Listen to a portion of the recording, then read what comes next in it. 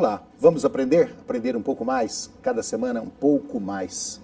Meu amigo, minha amiga, a gente está acostumado a ver a poesia, está acostumado a ver a música, está acostumado a ver a literatura, mesmo pessoas de grande expressão política, no mundo financeiro e aí por diante. Essas pessoas merecem e devem ter a sua biografia publicada, para que nós conheçamos um pouco mais da vida deles, por que do sucesso, por que alcançaram tanta exposição perante o público, por que alcançaram tanto sucesso. Nós precisamos conhecer a vida dessas pessoas. Serve até como aula para nós seguirmos determinados caminhos de sucesso. Nós vamos falar hoje a respeito do Renato Russo, que tem aqui mais do que uma biografia, um livro que conta as suas ansiedades, os seus gostos musicais e literários, as suas vontades. O livro das listas, escrito por Sofia Mariucci. Tudo bem com você? Tudo bem. E você? Ótimo. Me diga uma coisa, Sofia. Vamos começar assim, lá do porquê, né? Por que você escreveu um livro das listas dele e como você teve acesso a essas listas? Na verdade, eu organizei, né, o livro.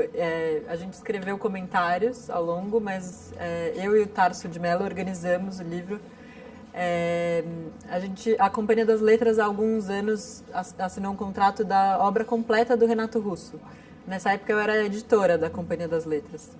Então, a gente fez primeiro o livro, um diário do Renato Russo que ele escreveu quando ele estava internado numa clínica de reabilitação, que chama Só por Hoje e Para Sempre. Só por Hoje e Para Sempre. Depois a gente fez um romance inédito dele, que ele é um romance fragmentário que chama The 42nd Street Band. E ele escreveu também. Que ele escreveu, a história de uma banda. E esse então é o terceiro livro que a companhia fez, e eu já fora da companhia fui organizadora junto com o Tarso de Mello.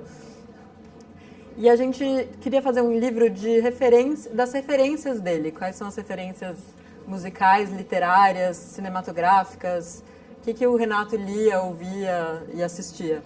Então, quando a gente começou essa pesquisa no acervo dele, que estava no MIS, Museu da Imagem e do Som, a gente percebeu que o melhor formato para falar das referências dele eram as listas, porque ele fazia muitas listas, ele era obcecado em listar coisas. Então, ele listava desde o que ia fazer à tarde, consertar micro-ondas. Exatamente, coisas burocráticas mesmo, coisas chatas. Mas daí ele listava os sentimentos dele, ele listava os amigos, quem eram os amigos preferidos, os amigos que ele queria manter por perto.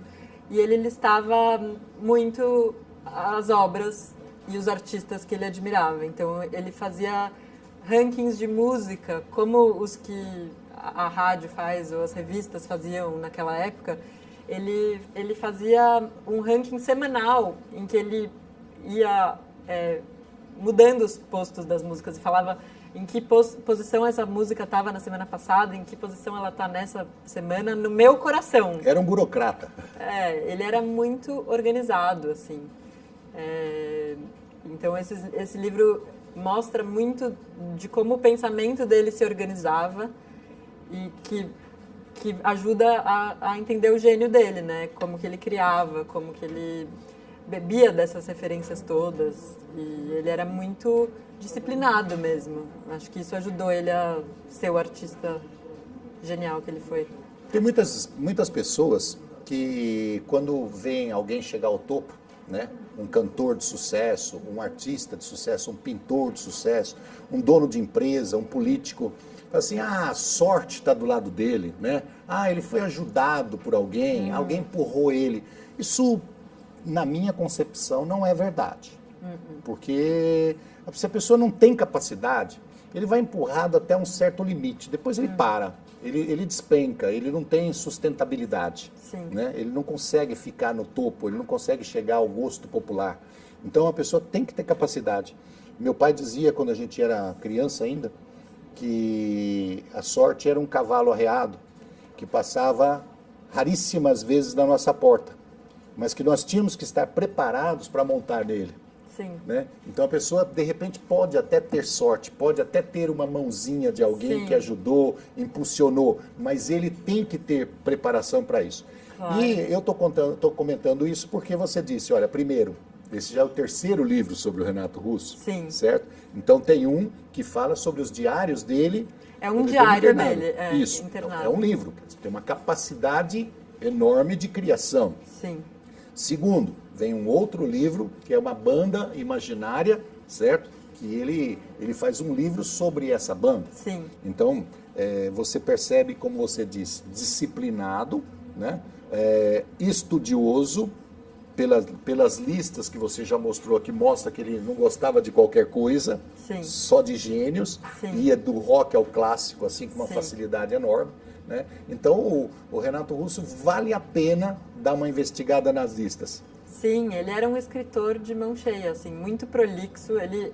Acho que o pensamento dele era escrito. Enquanto ele pensava, ele estava escrevendo e reformulava muitas vezes as listas. Então, as listas são um dos gêneros literários que ele... Então, a gente pode se dizer que, olhando as listas, a gente entrava no cérebro dele? Acho que sim. Entrava no que ele estava pensando no momento? Sim, sim. De repente podia até mudar, mas aquele momento é uma fotografia, você tirou ali, Sim, através das listas. sim. Deram muitos trabalhos?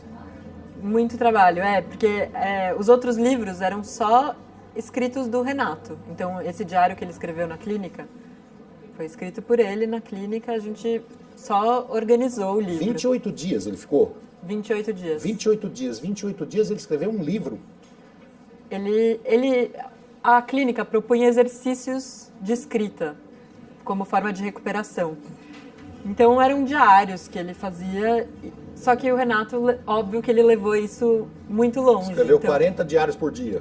ele escrevia muito, então ia além daqueles exercícios que estavam sendo propostos e tinha qualidade literária no que ele escrevia. Então esse livro é muito rico. E é um livro de redenção, assim, ele está num momento muito importante da vida dele, assim. E depois o 42nd Street Band também, ele deu um baita trabalho, porque é um romance fragmentário, não é um romance com começo, meio e fim, como a gente está acostumado. Então, que também mistura vários gêneros dentro desse livro. Tem lista dentro do romance, tem... partes mais narrativas, mas de repente tem uma letra da banda, ele põe lá no meio. Então é um livro que foi desafiador de montar.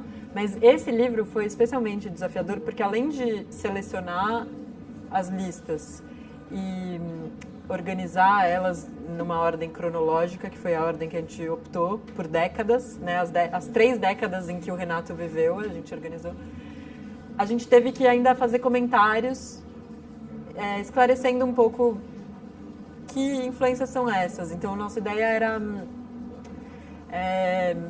mostrar, especialmente para as gerações mais novas, quem são esses artistas que ele tanto ouvia, porque às vezes são referências que ficaram muito marcadas lá dos anos 70, 80 e que hoje as pessoas não vão conhecer tanto. Então, a nossa ideia com esses comentários era esclarecer e, ao mesmo tempo, mostrar como aquele artista influenciou o Renato. O que aquele artista tem a ver com o Renato? O que aquela obra tem a ver com a obra dele? Então, os comentários foram um pouco nesse sentido, assim. Você acompanhou profundamente o primeiro e o segundo livro dele e, obviamente, o terceiro que você fez a montagem, certo? Sim. Você percebe alguma modificação no sistema de pensar dele, no comportamento dele entre uma obra e outra? Então, a obra do Renato é muito densa, muito condensada no tempo também. Ele viveu por 3 décadas. Então, é tudo muito... É um período fértil que... não é extenso, talvez você não consiga acompanhar tantas modificações, é tudo muito misturado, sabe? O romance The 42nd Street Band, ele escreveu quando ele tinha 17 anos, então é diferente, ainda é um Renato começando, ele estava doente, escreveu enquanto ele estava doente esse romance. Mas ali ele já fazia listas naquela época. Ele já tinha esse modo... Desde a adolescência. Ele já tinha esse modo muito organizado de pensar as influências dele. Então, e aquilo vai seguir até o fim da vida dele. Nos anos 90 ele está fazendo listas ainda. Então esse livro das listas, ele vai acompanhando as listas que o Renato vai fazendo ao longo da vida. Então o 42nd Street Band é do comecinho da vida dele e o diário da clínica é do fim, é dos anos 90. As listas varrem toda a vida dele. Então, a lista faz uma ponte entre a primeira e a segunda obra. Muitas vezes, enquanto a gente organizava as listas, a gente se deparou com coisas do diário ou do romance. Quer dizer, o ideal era ler os três? Super legal. Bom, é lógico que para os fãs do Renato Russo, aqueles que tem os caras que são fãs mesmo, né?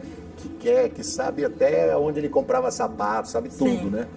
E esses caras, os grandes fãs, obviamente conhecem os dois livros, conhecem toda a discografia dele, conhecem todos os shows, acompanharam, sabe tudo da vida do Renato Russo.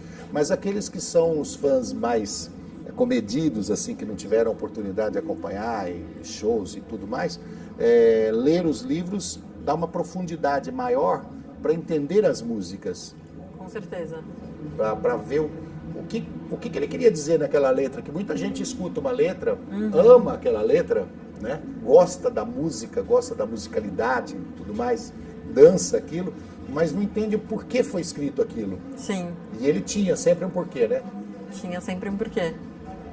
E tinha muita referência por trás das músicas, né? Então ele tem uma música que chama L'Âge d'Or. Aí você vai ver nas listas dele, tá lá o filme L'Âge d'Or, do Buñuel, que era um dos filmes preferidos dele. Então, vendo as listas, você vai encontrar muitas das referências que aparecem nas músicas. Uma pena que viveu pouco, né? Muito pena. 36 anos? E ele ia provavelmente virar cineasta, que era o sonho dele. Ele queria escrever roteiro, queria dirigir. E ele apreciava muito o cinema. As listas de cinema dele são maravilhosas. Os filmes são todos muito bons. Aí não é só 10, é 100. A lista de cinema. Bom, nós estamos conversando com a Sofia Mariucci, que é poeta e... Como é que é? Organizadora do livro das listas, referência à pessoa de Renato Russo. Nós vamos para o intervalo e já voltamos.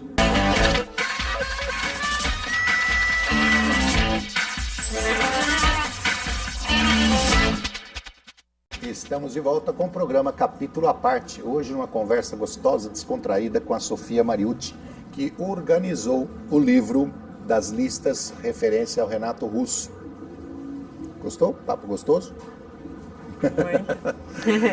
Sofia, essas listas nós já comentamos um pouquinho no primeiro bloco, mas eu queria entrar um pouquinho mais profundo nela.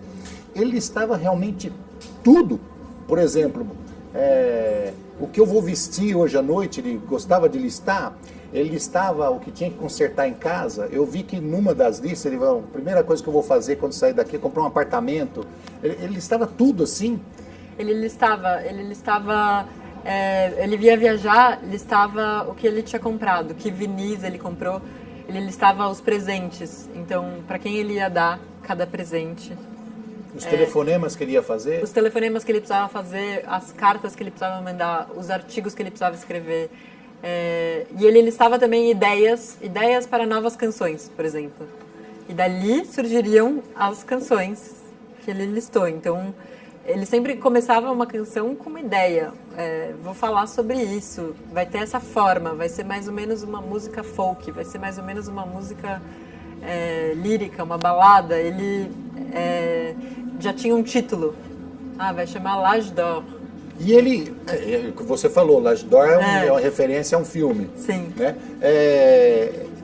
Quando se fala de musicalidade do Renato Russo, a lista dele passava de 10, porque ele ia do clássico ao rock, não chegou a entrar no funk, mas do rock ao clássico ele gostava de muita gente. Sim. Clássicos mesmo. Tem uma lista que reúne os Beatles, os Beach Boys, que são sempre assim, os dois primeiros para ele, os Rolling Stones, e daí Mahler e Satie. Ele ouvia muito os românticos, especialmente Wagner, Mahler, Schumann, Schubert. Ele tinha muitas referências eruditas mesmo. Assim. E tudo isso você acha que traz influência nas músicas dele? Com certeza. As músicas clássicas, por exemplo? Será que a gente consegue identificar nas músicas do Renato Russo alguma influência clássica? O que eu mais vejo é esse traço do romantismo, assim. Então ele amava, por exemplo, Tristão e Isolda, que é uma ópera. Sim. E ele... Por que ele amava Tristão e Isolda? Porque ele tinha essa veia trágica, ele gostava do romântico, do trágico. Então, ele tinha um lado bem triste, né? Isso. Tinha. E nas obras dele, você vê isso, você vê esse romantismo, assim, é um dos traços das obras dele. Eu perguntei para você sobre o primeiro livro, o segundo livro. O primeiro livro foi da banda, o segundo livro foi final na internação dele, e você disse que as listas acompanharam desde o primeiro até o segundo livro dele, acompanhou toda a vida dele. Acontece que o Renato Russo, ele passou por várias situações de contraste, né?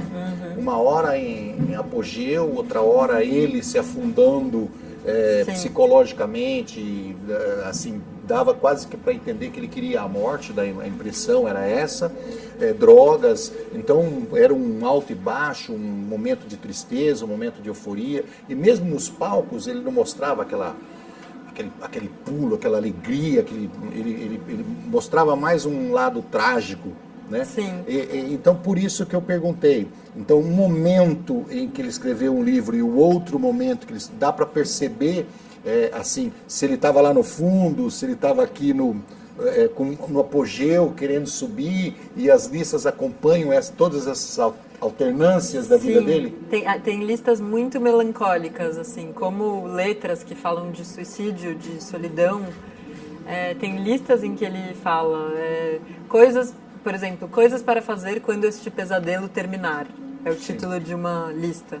Que esse pesadelo seria a hora que ele estava internado por causa das drogas, alguma coisa assim? Muito provavelmente, é bem dessa época essa lista.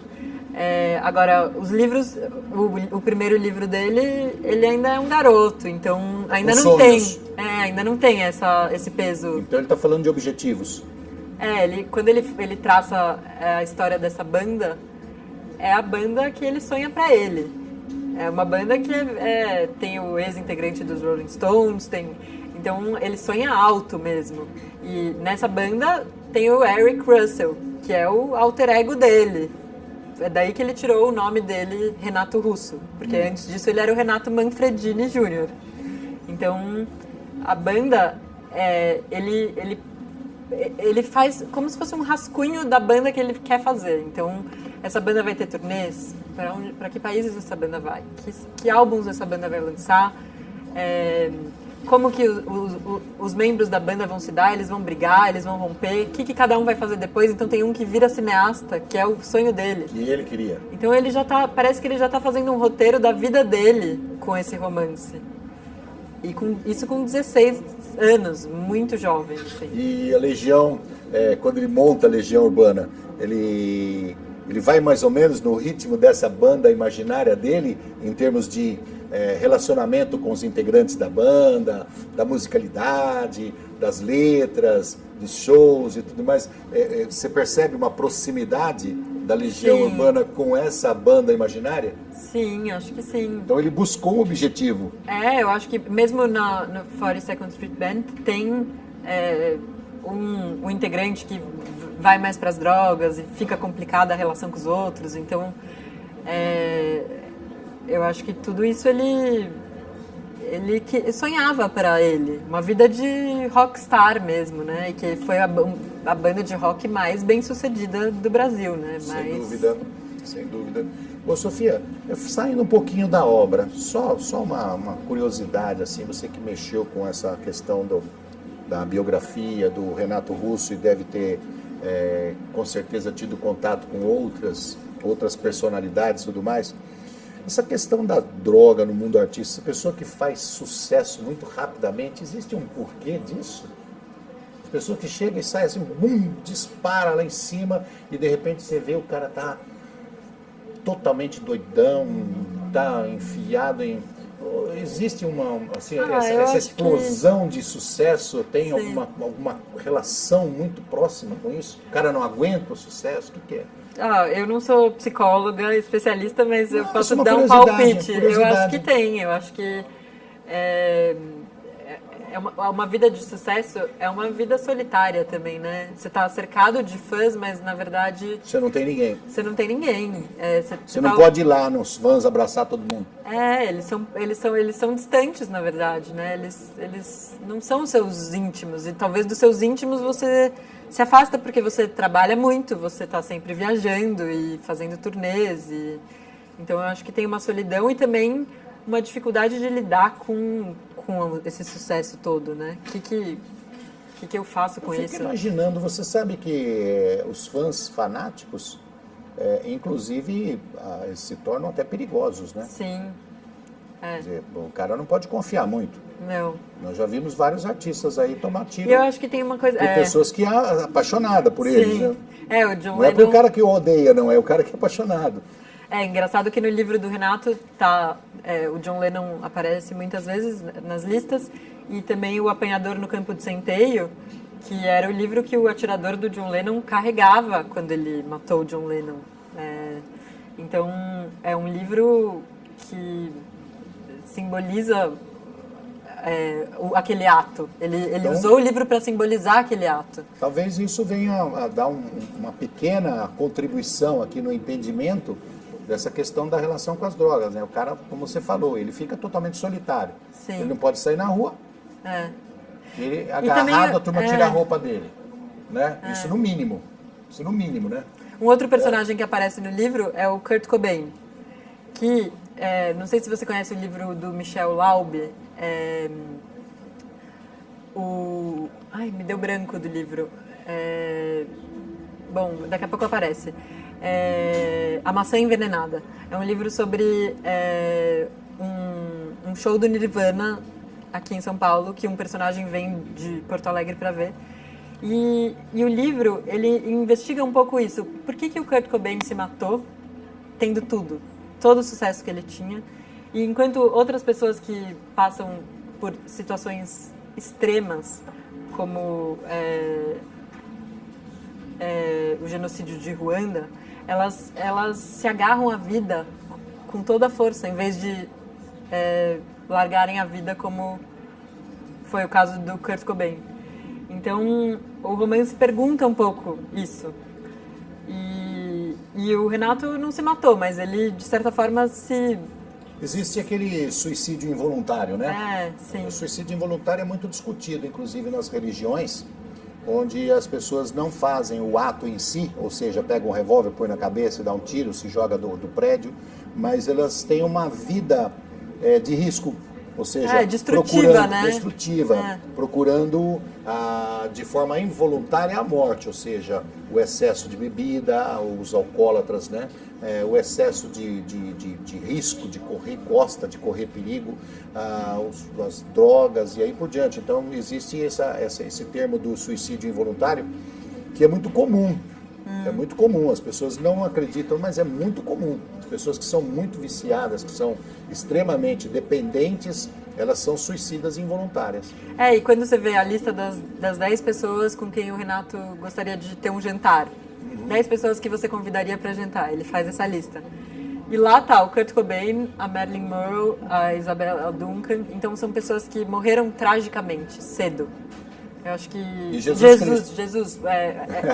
Cristo está na lista dele. Perseguido, então são pessoas com vidas trágicas, né? E ao mesmo tempo eu acho que essas vidas trágicas tornam elas figuras romantizáveis e que os fãs, como olham para o Renato e puxa, e se ele estivesse aqui agora, né, quem ele seria e como ele fez tudo isso, viram figuras muito potentes, né? Assim. Bom, nós estamos encerrando. Mas é interessante saber o seguinte, a lista dele geralmente conta com pessoas que são controversas, muito fortes, né? Muito interativas e polêmicas. A lista dele geralmente é assim, né? Ele gosta de pessoas controversas ali, guerrilheiros. Sim. Gosta de pessoas que se debatem. Muito legal isso. Sofia, obrigado. Muito obrigada, Roberto. Obrigado por você ter escrito o livro. Para os fãs de Renato Russo, uma ótima leitura e eu espero que vocês gostem. Onde a gente encontra o livro? O livro está em todas as livrarias. As duas casas do ramo, certo? Você encontra o livro, aqueles fãs do Renato Russo e aqueles que gostam da música dele podem procurar. O livro chama-se O Livro das Listas, Renato Russo. obrigado, Sofia. Obrigada. Obrigado a você de casa que esteve conosco no programa Capítulo à Parte. Nós te esperamos na próxima semana. Abraço, até lá.